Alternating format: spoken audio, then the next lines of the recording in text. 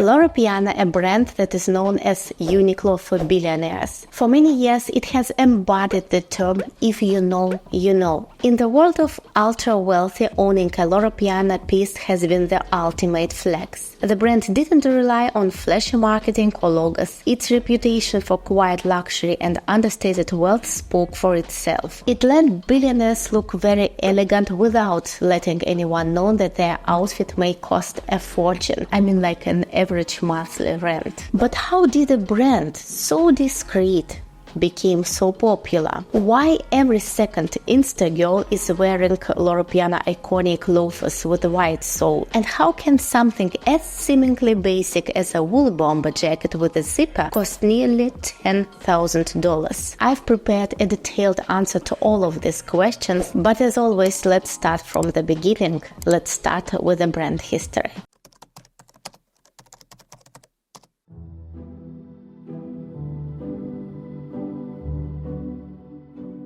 Let's start with the basics. Loro Piana is an actual family name. They started their wool business back in 1812 as a tiny village in northern Italy. In the beginning, they sold wool locally. By the 20th century, they had 2 factories and were already selling wool across the whole Italy. Then in 1924, Pietro Loro Piana officially registered the business and introduced their iconic logo, a cursive font with a coat of arms. Fast forward to 1941, Pietro's nephew, Franco, took over the business. He supplied top-notch wool and cashmere to Italian fashion houses. After World War II, luxury goods were booming in Europe, and Made in Italy label became a brand for itself. Franco Loro Piana capitalized on this, building the brand into the world's leading supplier of wool and cashmere. And by 1975, Franco handed the reins to his sons. The 2 brothers, Sergio and Pierluigi, were a dream team. As Sergio famously said, 2 heads are better than 1, and 4 eyes see more than 2. Their first big move, modernizing the production to stay ahead of rising competition from Asia. In the 1980s, Loro Piana had a rock-solid reputation. They were providing wool and cashmere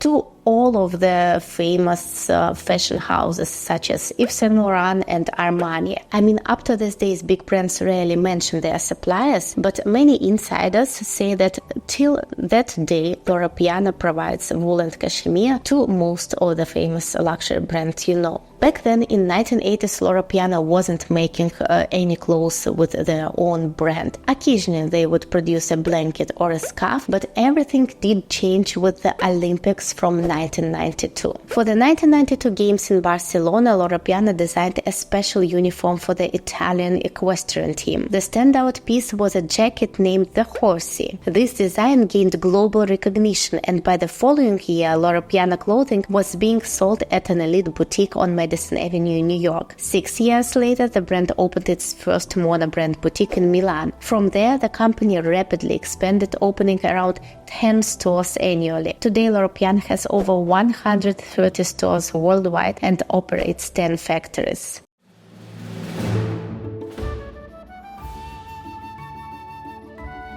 But now the main question, why is Loro Piana so expensive? Why can something as simple as a wool polo shirt cost over $3,000? And why is a cashmere sweater priced at $2,500? A denim jacket costs $4,500, and that wool bomber from my introduction, a staggering $9,400. I mean, the short answer is because it's premium quality, but I'm sure that you won't be satisfied with this answer. Phrases like exceptional fabric quality and hands craftsmanship have become marketing cliches, but if we're talking about Loro Piana, these words actually mean something. One of the brothers, Pierluigi, dedicated his career to traveling the globe in search of the finest raw materials. This relentless pursuit led Loro Piana to patent 4 unique fabrics available exclusively through their brand. Let's start with the wool polo shirt. This polo shirt is made from merino wool, which Loro Piana calls the gift of kings. This wool comes from specially selected merino sheep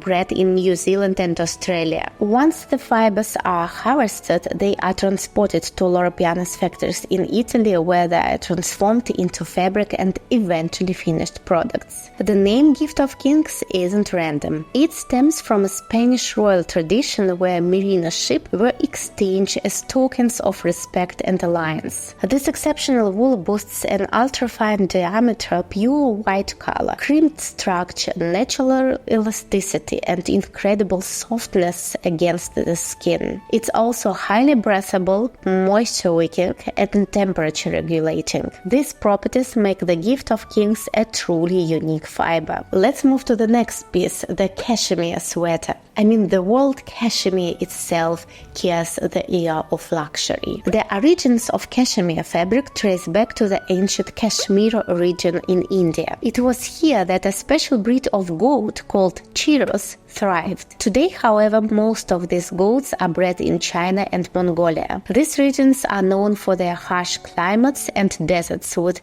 blazing summers and freezing winters. To survive such extreme conditions, the goats developed a unique undercoat, an ultra-soft, insulating layer of fibers beneath their rough outer coat. But Loro Piana took things a step further by introducing the unique material called baby cashmere. What is baby cashmere? As the name suggests, baby cashmere is derived from the downy undercoat of young goats aged between 3 to 12 months. Traditionally, all cashmere fibers were collected indiscriminately from both adult and young goats, but Pierluigi Loro Piana spent a decade convincing local herders to separate the delicate fibers of young goats from those of adults. Baby cashmere can only be collected once in the goat's lifetime. A young goat's undercoat yields just 30 grams of fiber. To produce one baby cashmere sweater, fibers from 2 goats are required, while a full-length coat requires fibers from 8 goats. These fibers measuring are incredibly fine, 3.5 microns. This is 15% thinner than an adult goat fibers. This makes baby cashmere extraordinarily soft and unlike anything else on the market. And now the $10,000 wool bomber.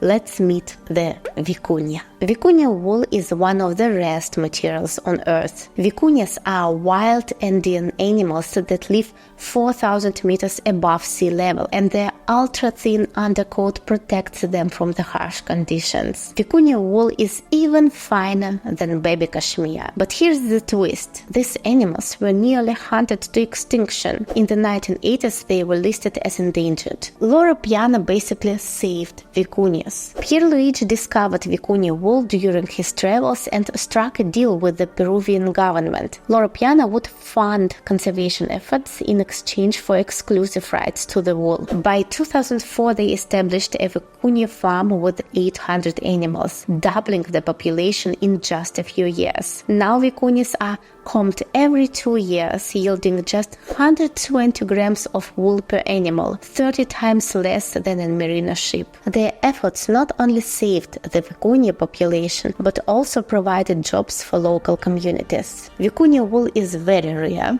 very expensive, and even sparked political scandals. Sherman Adams, a member of Dwight Eisenhower's administration, resigned after receiving a vicuña wool coat as a gift, raising allegations of corruption. Vicuña is a symbol of exclusivity. But Loro Piana's innovations extend beyond wool and cashmere. For example, this denim jacket. It is made from a patented fabric called cash denim, a blend of Japanese denim and Loro Piana's cashmere. Japanese artisans weave the fabric on vintage looms, combining traditional techniques with Loro Piana's luxury materials. The result? A softer, more comfortable denim that's still durable. The brand Loro Piana also controls every step of production, from sourcing fibers to weaving fabrics. Even transportation is handled internally to maintain quality standards. Sergio Loro Piana once said, "Luxury isn't about the price, it's about uncompromising quality." And after hearing these stories, this sentiment became clear. Loro Piana clothes is very simple, but it's very functional, and it 100% reflects the lifestyle of Loro Piana brothers. They were passionate about sports like horse riding, sailing, golf, and motorsports. Their designs cater to these hobbies, offering lightweight, weather-resistant garments that prioritize comfort without sacrificing elegance. For example, their storm system fabric combines natural fibers with a water and winter-resistant coating, developed in collaboration with Go Technologies. Jackets for equestrian sports are designed to be silent so as not to startle horses, while driving jackets feature foldable bags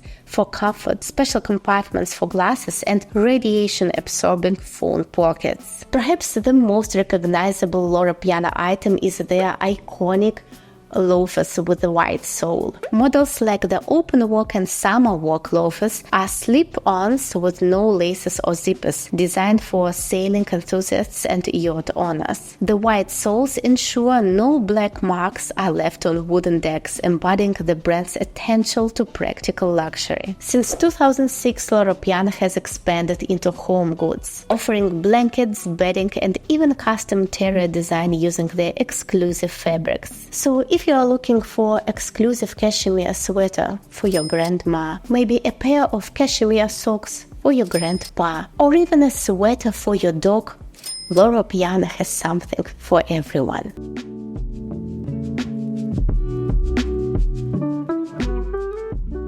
I mean, if we're talking about Billionaires, that's no surprise that they're fond of Loro Piana brand. But how did it become so viral? Why is every second Insta girl wearing this Loro Piana loafers with white soles? And as you can see, these photos are not made on their yachts, so they were not afraid of making some black marks on the floors. Let me explain how the brand became so viral. Here enters the star of every luxury-related video, Bernard Arnault. Actually, Bernard Arnault and his son Antoine were fans of Loro Piana brand. They even said that Loro Piana is the only brand outside the LVMH group where they buy their clothes. And they decided to fix this problem. So in 2013, LVMH acquired 80% of Loro Piana stocks. So now Loro Piana is a part of LVMH group. The remaining 20% of shares stayed with the Loro Piana brothers. Sadly, the elder brother Sergio passed away that same year. As for Pierluigi, in 2014 he made it onto the Forbes list with a net worth of $1.7 billion.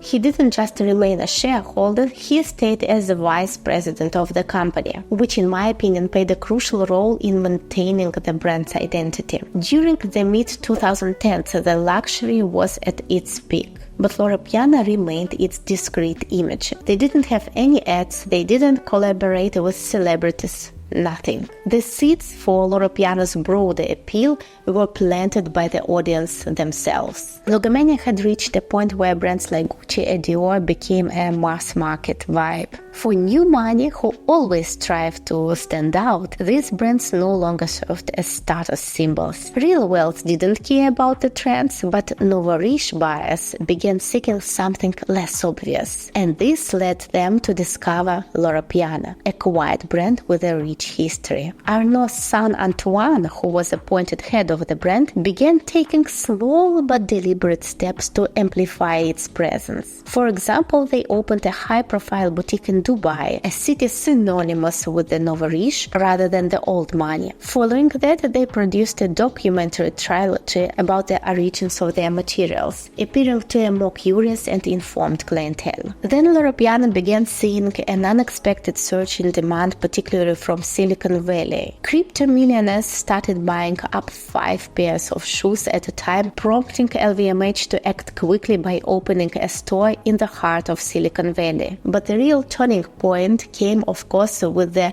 very popular HBO series The Succession. Kendall Roy, one of the main characters, became synonymous with quiet luxury, and his wardrobe, practically all Loro Piana, sparked a trend. There is even an Instagram account dedicated to dissecting his outfits, complete with links to purchase the exact items. Another pivotal moment was Gwyneth Paltrow's infamous courtroom appearance. While she wore the robe, coat, her sweater was unmistakably Loro Piana. This further amplified the brand's visibility. Then came Sophia's Rich's wedding, another example of old money style brought into the Instagram era. A fan of Loro Piana, she shared her love for the brand with her substantial following, and the ripple effect was immediate. And after then, Loro Piana gave up and introduced their first advertisement in the brand history. The tagline says it all: worn by those who do, copied by those who don't.